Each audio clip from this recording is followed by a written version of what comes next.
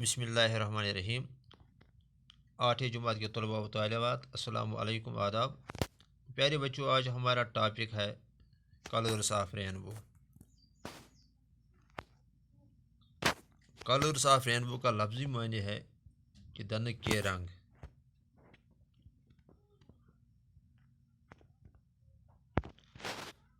Colours of Rainbow is a Dogri short story.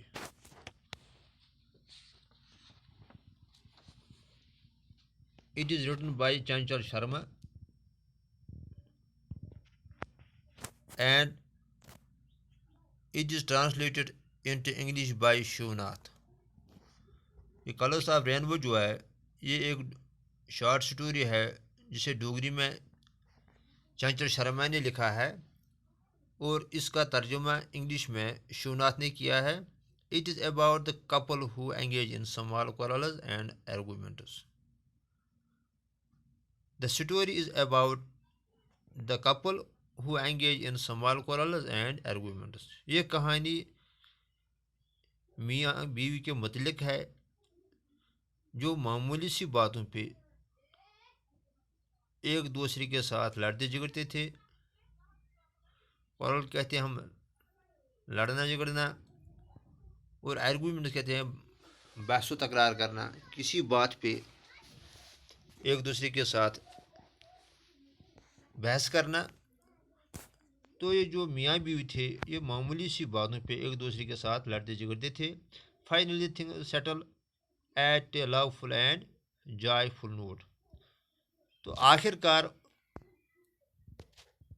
معاملات خوش اسلوبی سے اور محبت بھرے انداز سے ختم ہوتا ہے۔ تو شروع کرتے ہیں اس کہانی کو۔ دا رین ہیڈ جسٹ اسٹاپڈ۔ مصنف کہتا ہے، رائٹر کہتا ہے کہ بارش رک چکی تھی۔ I was looking out of the window. کہتا ہے کہ جب بارش تھم چکی تھی تو میں نے کھڑکی سے باہر دیکھا، میں کھڑکی سے باہر دیکھ رہا تھا۔ Occasionally a drop of water fell from the awning of the window. کہتا ہے کہ اتفاقاً کہ بارش کا قطرہ گر گیا Anang of the window. Anang کس کو کہتے ہیں؟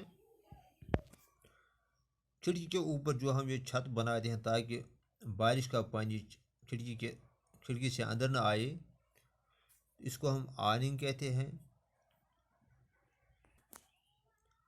دا کلاؤڈز ہیڈ کلیئرڈ۔ تو آسمان سے بادل غائب ہو چکے تھے۔ دا سن ہیڈ آلسو کم آؤٹ۔ اور سورج بادل سے باہر نکل چکا تھا۔ When the sun shines immediately after rain, it looks very pleasant۔ The author says that after rain, when sun comes out, it looks very pleasant۔ مصنف کہتا ہے کہ بارش رکنے کے بعد جب سورج باہر نکلتا ہے تو پھر جو باہر کا نظارہ ہوتا ہے وہ کافی خوشگوار ہوتا ہے، کہ جب پانی کے قطرے زمین یا گھاس وغیرہ پہ موجود ہوتے ہیں تو آفتاب کی سورج کی روشنی کی وجہ سے وہ چمکتے ہیں اور باہر کا منظر بڑا دلکش ہوتا ہے، خوبصورت ہوتا ہے۔ پلیزنٹ کہتے ہیں ہم خوشگوار کو۔ I was watching the beauties of nature۔ تو بیوٹیز آف نیچر کہتے ہیں ہم قدرت کے نظارے۔ تو مصنف کہتا ہے کہ میں قدرت کے نظاروں کو دیکھ رہا تھا۔ لاسٹ ان تھاٹ یا as a noun use by word, thought کہتے ہیں ہم خیال کو۔ تو مصنف کہتا ہے کہ میں خیالوں میں گم ہو چکا تھا. Just outside the window where some chilli plants. تو مصنف کہتا ہے کہ ہمارے مکان کے باہر کچھ مرچی کے پودے تھے. دے ہیڈ گرون کوائٹ ٹال. تو بارش کے بعد وہ کافی لمبے ہو چکے تھے. And were sporting of red chillies. تو ان پودوں سے سرخ مرچ نکلے تھے. Drops of water were dripping sliding down the plants. کہتا ہے کہ بارش کے قطرے ان پودوں سے ٹپک رہے تھے. All my attention was centred to the raindrops. تو اٹینشن یعنی توجہ. مصنف کہتا ہے کہ اس کا دھیان ان پانی کی قطروں کی طرف تھا, ان بارش کی قطروں کی طرف تھا. A light breeze was blowing out side. Breeze کہتے ہیں ہم ہلکی ہوا کو. تو مصنف کہتا ہے کہ لائٹ یہاں ایڈجیکٹو یوز ہوا ہے یعنی ہلکا. کہتا ہے کہ ہلکا ہوا باہر چل رہا تھا. I wrapped the bedsheet around me tightly while sitting on the cot. مصنف کہتا ہے کہ میں نے بیڈ شیٹ اپنے ارد گرد اوڑھا اور اسے مضبوطی کے ساتھ اپنے جسم کے ساتھ رکھا. وائل سٹنگ آن دی کاٹ, جب میں پلنگ پہ بیٹھا تھا.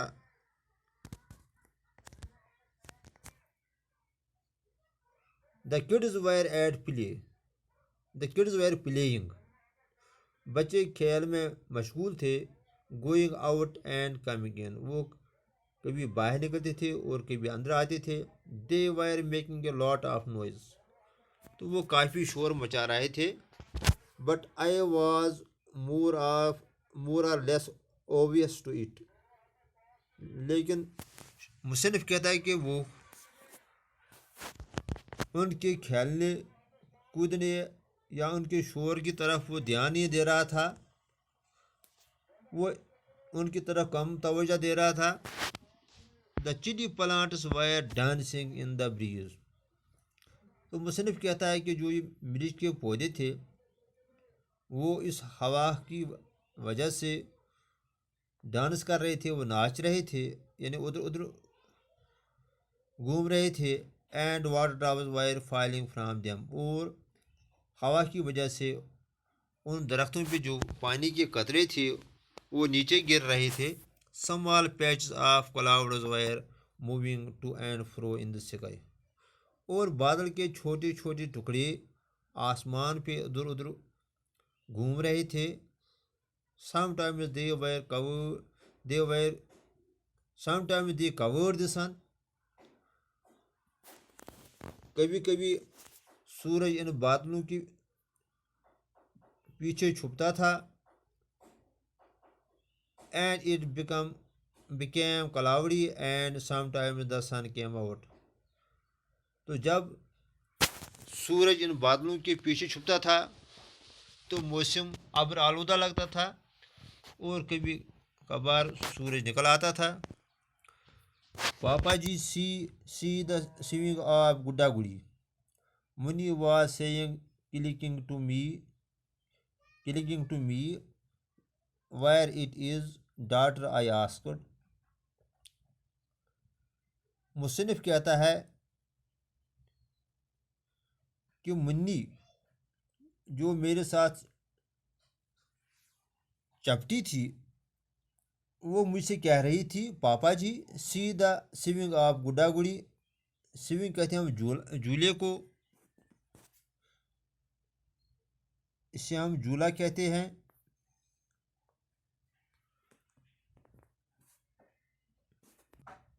تو گڈا گڑی یہاں ورڈ استعمال ہوا ہے، یہ دلہا اور دلہن کے لیے یوز ہوا ہے۔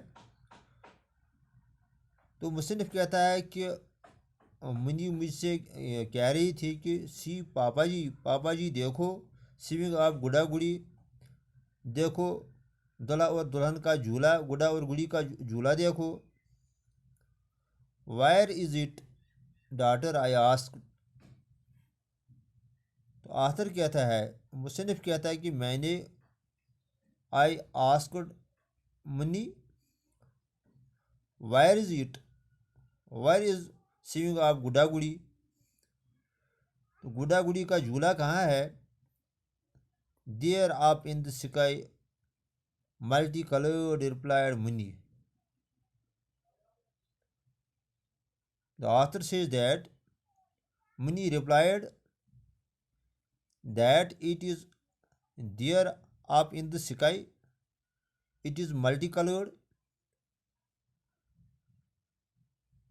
منی نے واپس جواب دیا their up in the sky, وہاں دیکھو اوپر آسمان میں ہے گڈا گڑی کا جھولا۔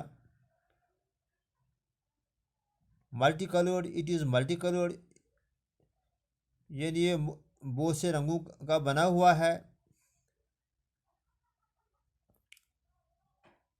از دیٹ دا سوئنگ آف گڈا گڑی I ask, the author says that he asked money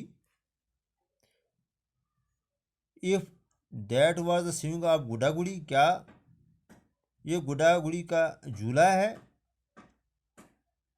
she shot back with a touch of annoyance، کہتا ہے کہ اس نے مایوس بھرے انداز میں جواب دیا then whose is it if not theirs، تو اس نے مجھے کہا کہ پھر یہ کس کا جھولا ہے؟ if not theirs، اگر یہ گڈا گڑی کا جھولا نہیں ہے تو پھر یہ کس کا جھولا ہے؟ who told you،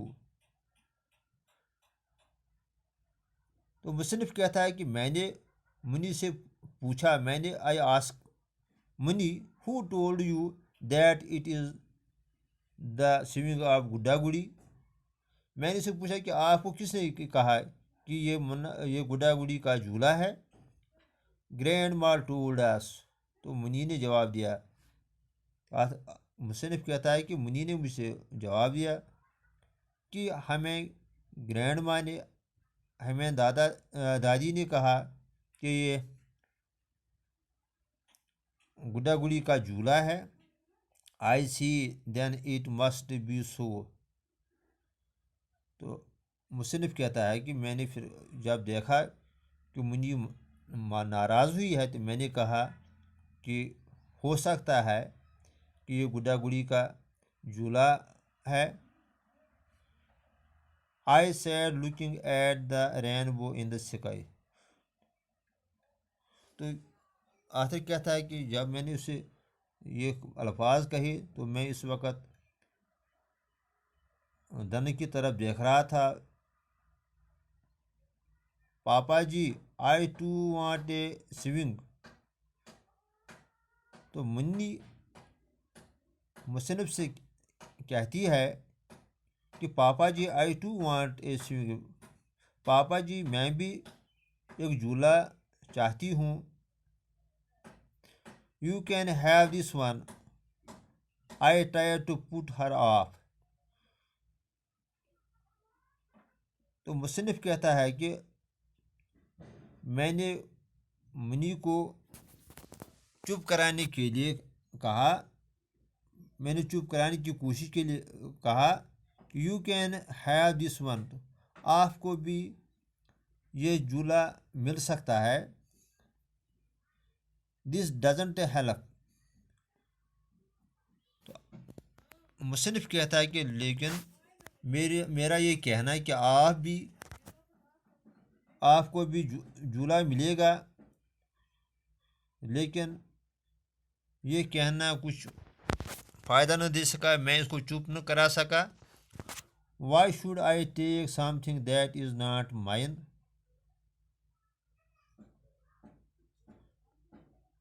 why should I take something that is not mine? मुझे क्यों वो चीज़ लेना चाहिए जो मेरा नहीं है।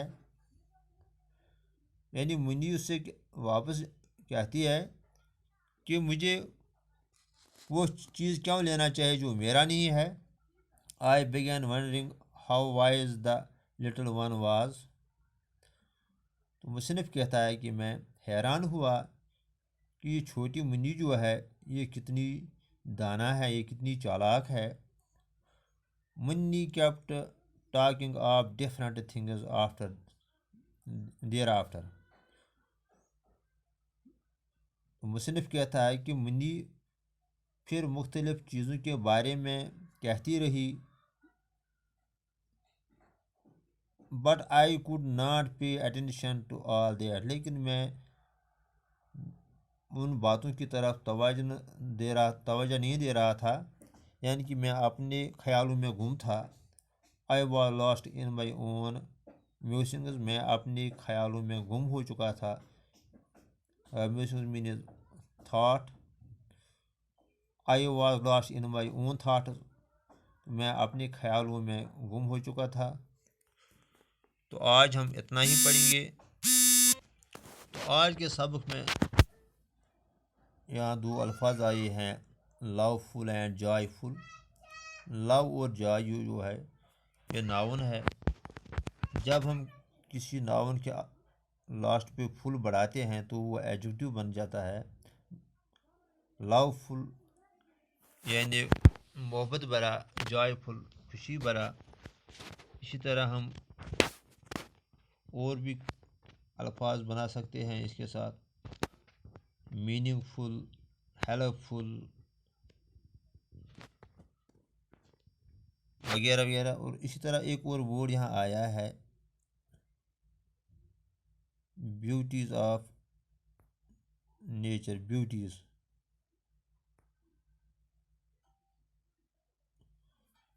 तो ब्यूटी जो ये वर्ड है ये नाउन है, इसको हम आगे बढ़ा सकते हैं ब्यूटी को फुल, तो ब्यूटीफुल बन जाएगा। तो ब्यूटीफुल इस तरह एडजेक्टिव बन जाएगा।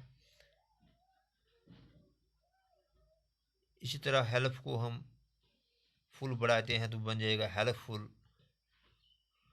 पावर को फुल बढ़ाएंगे तो बन जाएगा पावरफुल। इस तरह हम बहुत से नाउनों के आखिर में हम प्रीफिक्स फुल ऐड करके एडजेक्टिव बना सकते हैं। तो आज हम इस सबक में दो क्वेश्चन आए हैं। पहला क्वेश्चन आया है, what did the narrator observe when he looked out? यानी बारिश थमने के बाद जब उसने खिड़की से बाहर देखा तो उसने वहाँ क्या देखा? आंसर है इसका, when the narrator looked out he observed a drop of water falling down on the chili plant and the pleasant beauty of nature after rainfall। जब उसने खिड़की से बाहर देखा उसने बारिश के कतरे मिर्च के दरख्तों से गिरते देखा और वो कुदरत के नज़ारे को देख रहा था।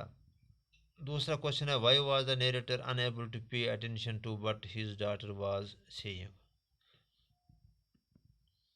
मुसन्निफ उस बात की तरफ क्यों तवज्जो नहीं दे रहा था जो उसकी बेटी उसे कह रही थी?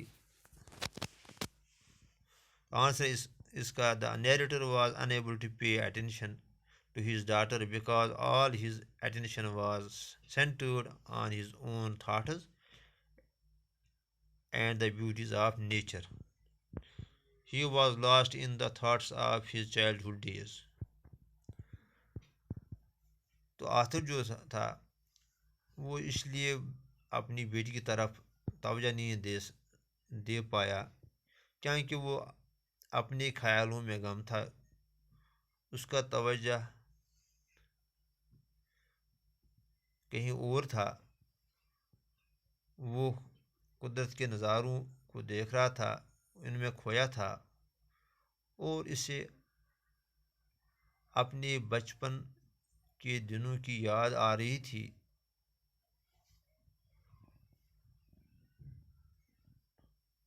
شکریہ۔